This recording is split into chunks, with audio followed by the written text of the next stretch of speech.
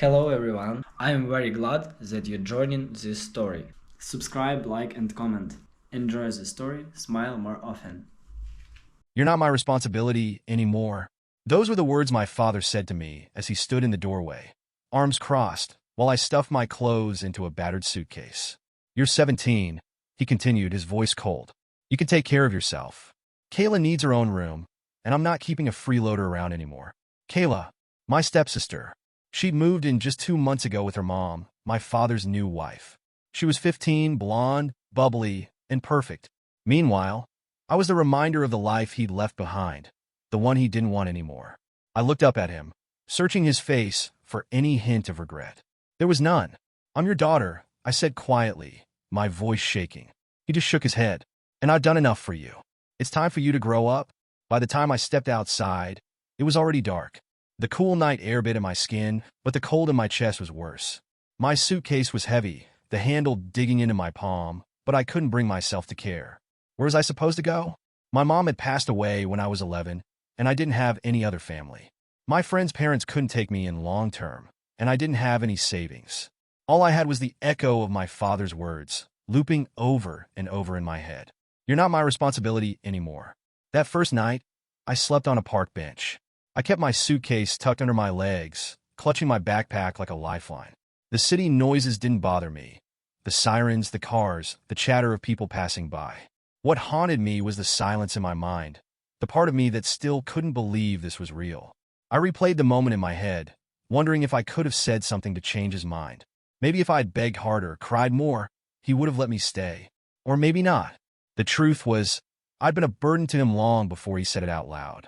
What would you have done in my shoes? Would you have fought harder? Or would you have walked away, like I did, and let the world show you just how small you could feel? If you've never been homeless, let me tell you, it doesn't hit all at once. At first, it feels like you're just in between places, like it's temporary. You tell yourself it's just for a night, maybe two. But then a week goes by, and you realize you don't have anywhere to go. I spent those first few weeks couch surfing. Friends offered me their living rooms, but their parents always had questions. Where's your dad? Why can't you go home? And I never had a good answer. How do you explain to someone that your dad chose a new family over you? That he called you a burden and told you to leave? After a month, the couch offers dried up. I couldn't blame them. Nobody wants to be responsible for a 17-year-old with no plan and no money. That's when I started staying at shelters. The first night at a shelter is something I'll never forget. The beds were crammed together. The air smelled like sweat and mildew, and everyone's face told the same story. Life had chewed them up and spit them out. I lay awake that night, staring at the ceiling and wondering how my life had come to this. Just a few weeks ago, I'd had a home, a room, a family, or so I thought. Now, I had nothing but a suitcase full of clothes and a growing resentment in my chest. I picked up a part-time job at a diner, bussing tables and washing dishes for minimum wage. The hours were long, and the pay barely covered food, but at least it was something. There were days I wanted to give up. Days when I sat in the back of the diner during my break, staring at my reflection in the grimy bathroom mirror and wondering if my dad ever thought about me. Did he miss me? Did he regret what he'd done? But I knew the answer. If he cared, he would have come looking for me. One night, after my shift, I was sitting on the curb outside the diner counting the tips I'd earned. It wasn't much, enough for a sandwich and maybe a bus ticket, but it felt like an achievement. That's when my coworker Sarah sat down next to me. She was in her 30s, tough as nails, with a cigarette dangling from her lips. You're too young to be out here like this, she said, blowing smoke into the night air. I shrugged. What choice do I have? She looked at me for a long time, then said something I'll never forget. Life's gonna keep kicking you while you're down, kid. The only way to win is to get back up. I don't know why her words hit me so hard, but they did. That night, I made a promise to myself. I wasn't going to let my dad's choice define me. The next day, I started looking for ways to do more. I asked for extra shifts at the diner, started saving every dollar I could. It wasn't much, but it was a start. Looking back, those were some of the hardest days of my life. But they were also the days that shaped me. I didn't know it then, but every late shift, every sleepless night, every step I took away from my father's shadow was leading me somewhere I couldn't even imagine. What would you have done in my place? Would you have stayed angry, let the bitterness consume you? Or would you have fought back, even when it felt like the world was stacked against you? The thing about rock bottom is that once you hit it, there's nowhere to go but up. At least, that's what I told myself every day. The diner wasn't much, but it gave me structure, a reason to get out of bed, a place to focus my energy. And it taught me how to grind, how to push through exhaustion and frustration and show up anyway. I saved every dollar I could, skipping meals and walking everywhere to avoid spending money on the bus. It wasn't glamorous, but it worked. After a few months, I had enough to rent a tiny studio apartment. It wasn't much, just a mattress on the floor and a secondhand table, but it was mine. For the first time in months, I felt something I hadn't felt in a long time. Hope. Getting out of survival mode didn't happen overnight. I was still working at the diner, still scraping by, but now I had a goal. I started looking into night classes at the local community college, hoping to pick up some skills that could land me a better job. That's when I found a course on web development. It wasn't expensive, and I'd always been pretty good with computers, so I figured why not. The first few weeks were tough. I'd work 8-hour shifts at the diner, then come home and spend hours staring at a screen, trying to make sense of lines of code that looked like gibberish. But little by little, it started to click. There was something about coding that felt empowering. I was building something from nothing, creating order out of chaos. It reminded me that I could take control of my life, piece by piece, just like I was taking control of that blank screen. About a year after I started the course, I landed my first freelance job. It wasn't much. A local business needed a basic website, but I poured everything I had into it. When I sent the final version to the client, their response was immediate. "This is exactly what we needed. Thank you." That email felt like a turning point. For the first time, I realized I was good at something that could actually change my life. I started picking up more freelance gigs, slowly building a portfolio. The money wasn't great at first, but it was more than I'd ever made at the diner. By the time I turned 20, I was running a small web design business out of my studio apartment. I traded in my mattress on the floor for an actual bed, upgraded my secondhand table to a proper desk, and even bought a used laptop to replace the ancient one I'd been using. Every milestone felt like a victory, but there was always a part of me that wondered, does he know? Did my dad have any idea where I was, what I'd been through, what I'd achieved? Did he ever think about me? Or was I just a distant memory, a mistake he didn't care to revisit? I told myself it didn't matter, that I didn't need his validation. But late at night, when the apartment was quiet and my thoughts had nowhere else to go, I couldn't help but wonder. By the time I was 25, my business had grown beyond anything I'd imagined. I had a team of 3 employees, a steady stream of clients, and an income that allowed me to live comfortably. I'd moved into a new apartment, bigger, brighter, and full of furniture I'd picked out myself. I was proud of the life I'd built, of the fact that I'd done it all on my own. But no matter how far I'd come, there was always a voice in the back of my mind, whispering the same question. What would he say if he saw me now? I thought I'd never find out. But then, one day, my phone buzzed with a number I hadn't seen in nearly a decade. It was my dad. What would you have done in my shoes? Would you have answered the call? Or would you have let it go to voicemail, leaving the past exactly where it belonged? When I saw his name on my phone screen, I froze. It had been almost a decade since we'd last spoken. A decade since he'd stood in the doorway and told me I wasn't his responsibility anymore. My first instinct was to ignore the call, let it go to voicemail, pretend I hadn't seen it. But something stopped me. Maybe it was curiosity, or maybe it was that little voice in the back of my mind that still wanted answers. I swiped to answer. "Hello." My voice came out colder than I intended. There was a pause on the other end, and then I heard his voice. "Hey, kiddo." Kiddo. The word hit me like a slap. He used to call me that when I was little, back when I still believed he was the kind of dad who'd always be there for me. "What do you want?" I asked, cutting straight to the point. He sighed. "I need to talk to you. It's important." I didn't trust his tone. It wasn't warm, wasn't apologetic. It was nervous, almost desperate. "You've got 2 minutes," I said, leaning back in my chair. "Well," he began, and then his voice faltered. "Look, I know I didn't handle things the right way back then. I made mistakes. Big ones. My stomach tightened, but I didn't say anything. I've been trying to get in touch with you for a while," he continued, "but I didn't know where to start. I wasn't even sure you'd pick up." "Get to the point," I said, my patience wearing thin. "It's about Kayla," he said finally. Kayla. Of course, it was about her. The girl he'd thrown me out for. The one who got my room, my place in his life. "What about her?" I asked, my voice flat. She's about to graduate high school," he said. "And she's been accepted to this amazing college. It's everything she's ever dreamed of." I could hear the shift in his tone, the way he was gearing up for the ask. "But we're struggling to come up with the money for tuition," he said. "Her mom and we've been trying, but it's just not enough." And then I thought, well, you've done so well for yourself. Maybe you could help. I almost laughed. But the absurdity of the moment stole the breath from my lungs. Let me get this straight, I said. You kicked me out at 17 to make room for Kayla, and now you want me to pay for her college? He hesitated. It's not like that, kiddo. I didn't know you'd. Stop calling me that, I snapped. He fell silent. You didn't know I'd what? I pressed. Survive? Build a life for myself? You didn't care enough to find out. So why now? Why do you care about me now? It's not like that, he said again, but his voice was weaker now, less confident. Kayla didn't do anything to you. She's innocent in all this. I'm just asking you to help her out. She's your sister. She's not my sister, I said firmly. She's the reason you decided I wasn't good enough for you anymore. Remember that. There was another long silence. I could almost hear him trying to come up with something to say, some excuse or explanation that would make it all okay. But there wasn't one. I'm sorry, he said finally. For everything. I messed up and I know that. But I'm trying to make it right now. I shook my head, even though he couldn't see me. You're not trying to make it right, Dad. You're trying to fix your mistakes with Kayla by throwing me under the bus again. It's not like that, he said for the third time, and this time I did laugh. What would you have done? I asked, cutting him off. If you were in my shoes? If someone turned their back on you when you needed them the most, would you forgive them? Would you help them when they came crawling back? He didn't answer. That's what I thought, I said. We sat in silence for what felt like an eternity. Finally, he said, I'm begging you. Don't punish her for my mistakes. Something about the way he said it made my chest tighten. Part of me wanted to hang up right then and there, to slam the door shut on that chapter of my life and never look back. But another part of me, smaller, quieter, but still there, hesitated.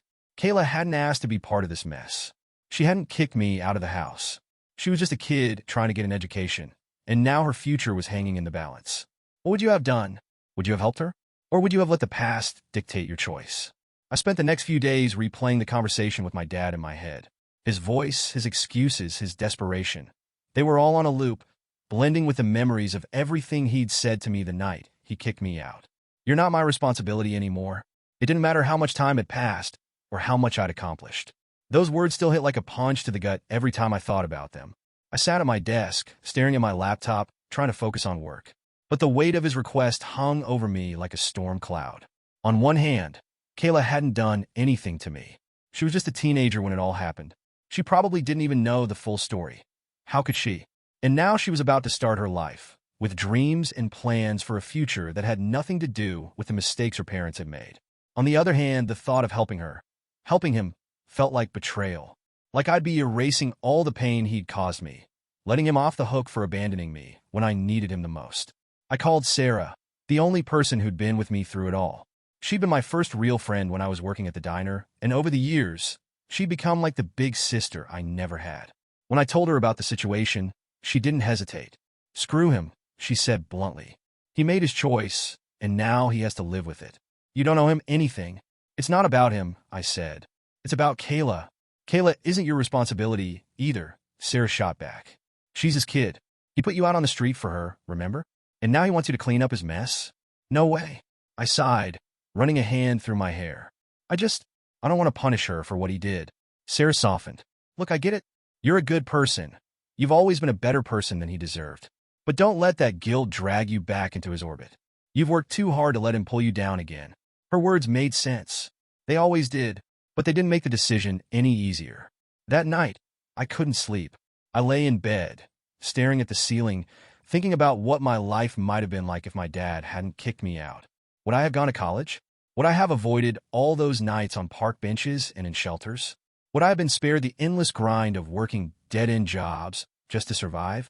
Or would I have stayed under his thumb, always second to Kayla, never allowed to shine on my own? Maybe everything happened the way it was supposed to. Maybe his decision to throw me out was the reason I'd built the life I had now. But that didn't make it okay. The next morning, I sat down at my desk and started drafting an email. Subject: regarding your request. Body: Dad, I thought a lot about what you asked me. About Kayla, about everything. And here's what I've decided. When you kicked me out at 17, you didn't just take away my home. You took away my sense of safety, my belief that I could count on family. You left me to fend for myself, and I did, because I had no other choice. Now, you're asking me to step in and help the person you replaced me with. You're asking me to do what you couldn't. Be there for someone when it matters most. But here's the thing. I don't owe you anything. I don't owe Kayla anything. She's not my sister, and you're not my father. Not anymore. So no, I won't help. I hope Kayla finds a way to achieve her dreams. But it won't be with my help. Sincerely, my name. I sat there staring at the screen for a long time before hitting send. What would you have done? Would you have sent the email? Would you have helped anyway, knowing it might cost you your peace of mind? Or would you have done what I did, drawn the line and refused to let the past repeat itself? Hitting send felt like closing a chapter one didn't even realize I'd been carrying around all these years. But the relief I expected never came. Instead, there was this weird mix of guilt and defiance swirling in my chest. I kept checking my email that day, half expecting a reply. I imagined him writing back. Maybe another plea, or maybe an angry response, telling me I was cold-hearted. But nothing came. By the next morning, I still hadn't heard from him. A week later, I got a text from an unknown number. You could have at least said it to my face. You really think this makes you better than me? I knew it was him. The tone, the guilt tripping, it was classic Dad. I stared at the message, my thumb hovering over the keyboard. There was so much I wanted to say, so many things I'd bottled up over the years. But I knew better than to engage. Instead, I deleted the message. For the next few weeks, I went about my life, trying to push the whole thing out of my mind. I threw myself into work, focused on new projects, and spent time with the people who mattered: Sarah, my team, the friends I'd made along the way. But late at night, when everything was quiet, I'd find myself thinking about Kayla. What was she feeling? Did she know her dad had reached out to me? Did she know why he had to? Was she angry at him for putting her in this situation? Or was she angry at me for saying no? I didn't have the answers, and I wasn't sure I wanted them. One day, I was scrolling through social media when a post caught my eye. It was from a college scholarship fund highlighting recent recipients. There was Kayla's name, along with a picture of her smiling proudly, holding an acceptance letter.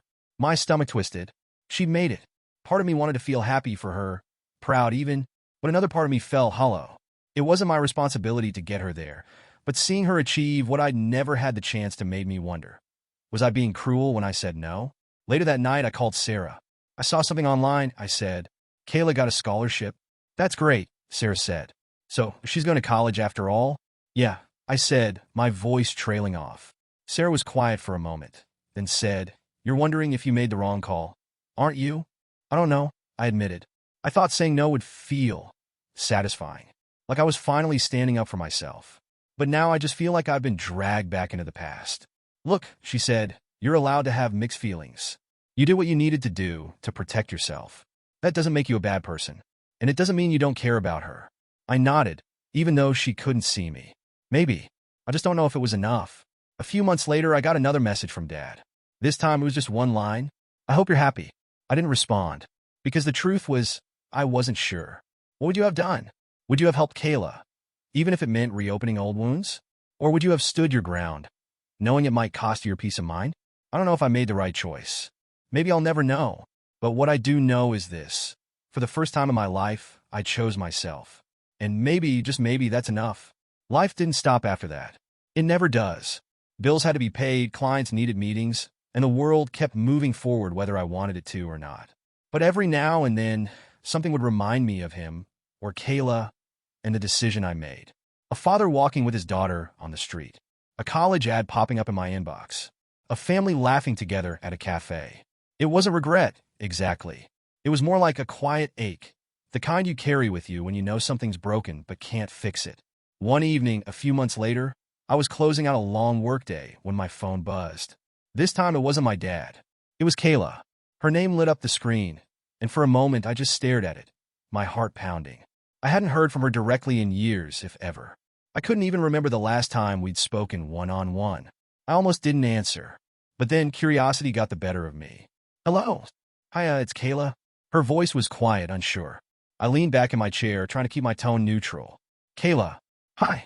How are you? There was a pause on the other end, and then she said, I heard about what happened with Dad. Yeah. I said carefully. I wanted to say thank you. The words hit me like a punch I wasn't expecting. Thank me? For saying no, she said, her voice gaining a bit more confidence. He shouldn't have put that on you. It wasn't fair. I didn't know he'd even asked until after the fact. And when I found out, I was angry. At him, not you. I didn't know what to say. I didn't want you to think I was part of that, she continued. I know how much he hurt you, and I'm sorry for what you went through. You didn't deserve it. Her words sat heavy in the air. For years, I'd carried the weight of that pain, that betrayal, and now here was the person I thought I'd resent the most, apologizing. "I'm glad you got the scholarship," I said finally. "Thanks," she said. "I hope you're okay." "I mean, after everything." "I'm getting there," I said. Slowly. After we hung up, I sat there for a long time, staring at the dark screen of my phone. It didn't change anything. My dad was still my dad, and the past was still the past. But for the first time in a long time, I felt like I'd let go of something I didn't even realize I was holding on to. So, what would you have done? Would you have helped?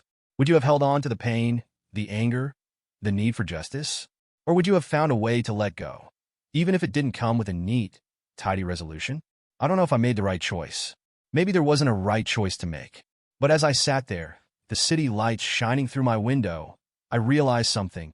I wasn't the person I was at 17. I didn't need his approval. I didn't need revenge. For the first time, I felt free.